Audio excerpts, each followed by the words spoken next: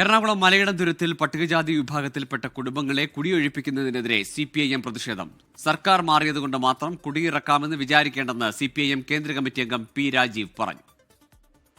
നടപടികൾ പൂർത്തീകരിച്ച് ഇതിന് ഒരു പരിഹാരം എത്തുന്നതുവരെ കാത്തു നിൽക്കുക എന്നതായിരുന്നു ഗവൺമെന്റ് ചെയ്യേണ്ടിയിരുന്നത്, ജില്ലാ ഭരണ സംവിധാനം ചെയ്യേണ്ടത്.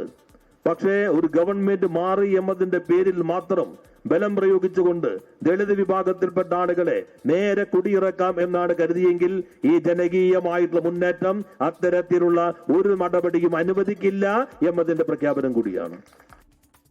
ലാൽ കൃഷ്ണനുണ്ട് മലയിടം തുരുത്തിൽ നിന്ന്. ലാൽ, ഇന്നലെ അവിടെ താമസിക്കുന്ന ആളുകളുടെ പ്രതിരോധത്തിനൊപ്പം CPIM ഏരിയ കമ്മിറ്റിയും ഉണ്ടായിരുന്നു. ഈ നടപടി അത് ഒരു സർക്കാർ മാറ്റം, സമീപന മാറ്റം കൂടിയാണ് എന്ന തരത്തിലുള്ള ഒരു പ്രചാരണത്തിലേക്ക് CPIM പോവുകയാണല്ലേ? തീർച്ചയായിട്ടും ഗൂഗിൾ പറഞ്ഞ പോലെ ഇതൊരു രാഷ്ട്രീയ ആയുധം കൂടിയായിട്ടാണ് CPIM കൈകാര്യം ചെയ്യുന്നത്. കാരണം 2023 അഭിഭാഷക കമ്മീഷൻ ആദ്യമായിട്ട് മലയിടം തുരുത്തിലേക്ക് എത്തുന്നത്. ആ സമയം മുതൽ തന്നെ CPIM ആണ് അതിന്റെ നേതൃത്വത്തിൽ നിന്നത്, ഈ പ്രതിഷേധങ്ങൾക്കെല്ലാം തുടക്കം കുറിച്ചത്.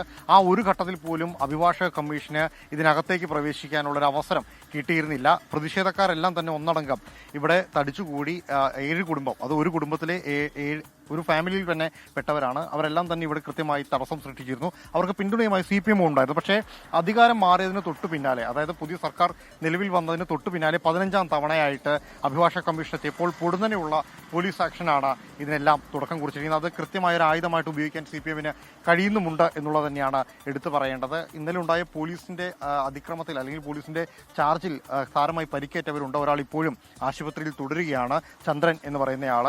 ഇതടക്കമുള്ള വിഷയങ്ങൾ ചൂണ്ടിക്കാണിച്ചുകൊണ്ട് തുടർ സമരത്തിലേക്ക് കടക്കാനാണ് CPIMന്റെ തീരുമാനം. അതിന്റെ ഭാഗമായിട്ടാണ് മുൻ മന്ത്രിയും CPIMന്റെ കേന്ദ്ര കമ്മിറ്റി അംഗം കൂടിയായ പി രാജീവ് അടക്കമുള്ളവർ ഈ സമരത്തെ ഏറ്റെടുത്തുകൊണ്ട് മുന്നോട്ട് പോകുന്നത്. ഈ ഇന്നലെ നടന്ന സംഭവത്തിന്റെ പശ്ചാത്തലത്തിൽ തടിയിട്ടപറമ്പ് പോലീസ് 50 പേർക്കെതിരെ, അത് CPIM നേതാക്കളടക്കമുള്ള ഇവിടെ പ്രദേശവാസികളായിട്ടുള്ള 50 പേർക്കെതിരെ, കണ്ടാലറിയുന്ന 50 പേർക്കെതിരെയാണ് നിലവിൽ കേസെടുത്തിട്ടുള്ളത്. മാത്രമല്ല ഇത്തരത്തിലുള്ളൊരു പോലീസ് നടപടി, അതായത് ആളുകളെ കയ്യേറ്റം ചെയ്യുന്ന അടക്കമുള്ള കാര്യങ്ങളിലേക്ക് ഒരു ബലപ്രയോഗത്തിലേക്ക് പോകരുത് എന്ന നിർദ്ദേശം നേരത്തെ പോലീസിന് നൽകിയിരുന്നു. പക്ഷേ എന്തുകൊണ്ടാണ് അത്തരത്തിലൊരു ഇടപെടൽ ഉണ്ടായത് എന്ന കാര്യത്തിൽ വിശദീകരണം നൽകണമെന്ന് എറണാകുളം റൂറൽ SP-യോട് DIGയും ആവശ്യപ്പെട്ടിരുന്നു. ഈ റിപ്പോർട്ടും ഇന്ന് ലഭിക്കും.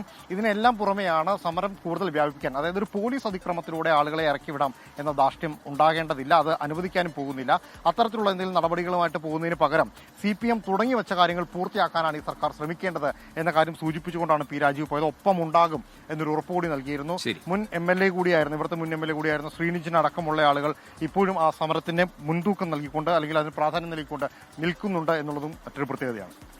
ശരി, ലാൽകൃഷ്ണയാണ് പരിയത്തുകാവിൽ നിന്ന് വിവരങ്ങൾ പങ്കുവച്ചത്.